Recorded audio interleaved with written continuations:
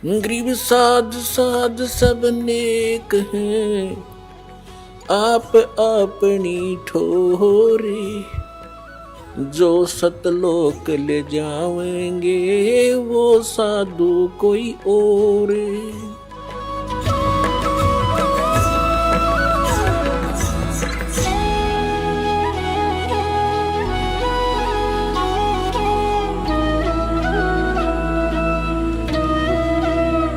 अब यहां कहते हैं जैसा कर्म कोई गलती करता सजा तो भोगेगा। तो ये गलती करता क्यों है? हम गलती करने की आवश्यकता क्यों पड़ी हमने? हमारा ये शरीर ऐसा है और साथ में एक बैड एलिमेंट ये मन हमारे साथ है जो सारी गलती करवाता है और फिर सजा आत्मा पाती है।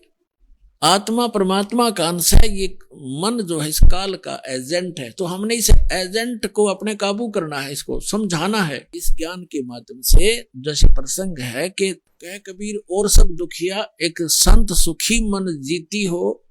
तो प्रसंग जो चल रहा है इस मन को कैसे जीतना है, इसको जीता नहीं जा सकता। इसकी हम दिशा डाइवर्ट करेंगे, इसकी जो है इसको परिचित कराएंगे अच्छे और बुरे से। तो जो यहाँ हम कैसे करेंगे, जैसे अभी आपको बताया जाएगा 15वें अध्याय के जो 17वें श्लोक में कहा है कि उत्तम पुरुष तु अन्य परमात्मा इति उदाहरत, जिसको भगवान कहा जाता है वो तो कोई और परमात्मा है। 8वें अध्याय के 3रे श्लोक में आपको प्रमाणित कर दिया। गीता ज्ञानदाता कहता है कि वो परम अक्षर ब्रह्म है। वो परम अक्षर ब्रह्म कहो, परम अक्षर पुरुष कहो, उसको हम सत्पुरुष कहते हैं। परम अक्षर कहते हैं अविनाशी। 15वें अध्याय के 17वें श्लोक में श्रीमद् भगवद गीता में कहा कि उत्तम पुरुष तु अन्य परमात्मा इति उदाहरते, ये लोग तरम अविश्य विवर्ती अव्यय ईश्वर है। अव्यय माने अविनाशी भगवान। तो परम अक्षर ब्रह्म का अर्थ होता है वास्तव में अविनाशी। हम उसे सत्य पुरुष कहते हैं संत लैंग्वेज में। परमात्मा ने जो ज्ञान बताया है वो उस पर अपनी ही महिमा आप ही बताई है कि वो सत्य पुरुष मैं हूं। हम ही अलख अला हैं कुतुब गोस और पीर, गरीबदास खालिक जनी हमरा नाम कबीर। अपनी महिमा को बताने के लिए भगवान स्वयं आते हैं परमात्मा, और वो बार बार अपने आप को भगवान नहीं कहते, क्योंकि हमारी जो बुद्धि थी वो दूसरे रंग में रंगी हुई थी कि भगवान निराकार है, और यदि साकार है तो राम और श्री कृष्ण है और नहीं बस। इसलिए भगवान ने अपना परिचय भी दिया। जब हमारी कुछ देखा कि इनमें कुछ कड़वापन आता है, इनको अभी स्वीकार नहीं कर पा रहे हैं, तो फिर अपने आप को छुपा कर कहते हैं कि वो परमात्मा सतलोक में रहता है, वो सत्य पुरुष है, वो सारी सृष्टि का रचनहार है। वहां जाने के बाद मृत्यु नहीं होती और वहां कोई प्राणी दुखी नहीं है, वहां वृद्ध अवस्था नहीं है और वहां पर मृत्यु नहीं होती, आपका परिवार होगा। तो इसलिए वो अपनी महिमा को बताने के लिए भी अपने आप को छुपा कर ही कह रहा है। अब जो प्रसंग चल रहा है कि इस लोक में कोई प्राणी सुखी नहीं है और केवल एक मन को जीतने वाला ही सुखी हो सकता है। अब मन को जीतना कैसे है, उसके लिए आपको आज का जो सत्संग दास सुनाना चाहा था अब प्रारंभ कर पाऊंगा। अभी तक तो इसकी भूमिका बनी है। आज का सत्संग है कि तीन प्रभुता मान्या करते श्री ब्रह्मा रजगुण, श्री विष्णु सतगुण और श्री शिव जी तमगुण। हम केवल इन्हीं को मानते थे और भूल भटक कर कोई एकादा कहता था कि कोई ब्रह्म है। ब्रह्म इससे आगे ज्ञान देने वाला इस पृथ्वी पर नहीं हमने पाया, केवल परमात्मा या परमात्मा से परिचित उन महापुरुषों को छोड़कर।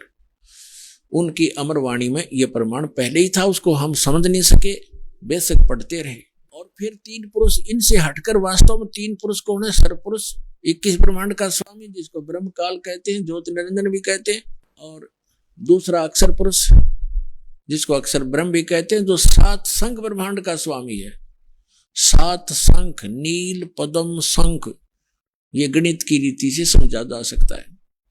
और तीसरा जो परम अक्षर ब्रह्म है, गीता अध्याय नंबर 8 के श्लोक नंबर 3 वाला, गीता अध्याय नंबर 15 के श्लोक नंबर 17 वाला, वो असंख्य ब्रह्मांड का स्वामी, असंख्य यानी इंक्लूडिंग सरपुरुष एंड अक्षर पुरुष, इन सब के ऊपर जिसकी प्रभुता है उसको वासुदेव कहते। वासुदेव माने सबके ऊपर जिसकी प्रभुता है वो वासुदेव है। वेदों में वासुदेव जो शब्द है वो पूर्ण परमात्मा के लिए है। और हमारे ऋषि महर्षि हमारे बच्चों के नाम वेदों के आधार से ही रखा करते थे।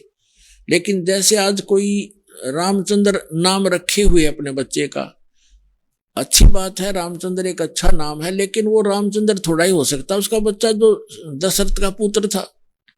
तो शुभ नामों से हम अपना नाम अपने बच्चों का रखते रहे। इसी प्रकार जो श्री कृष्ण जी को वासुदेव हम माना करते थे, श्री कृष्ण वासुदेव नहीं थे, उनके पिताजी का नाम था वासुदेव और वेदों से लिखा हुआ था। लेकिन वासुदेव का जो डेफिनेशन है वो है कि सब के ऊपर जिसका वास हो वो प्रभु। गीता के यथार्थ विश्लेषण की जानकारी के लिए पढ़ें पुस्तक गीता तेरा ज्ञानामृत।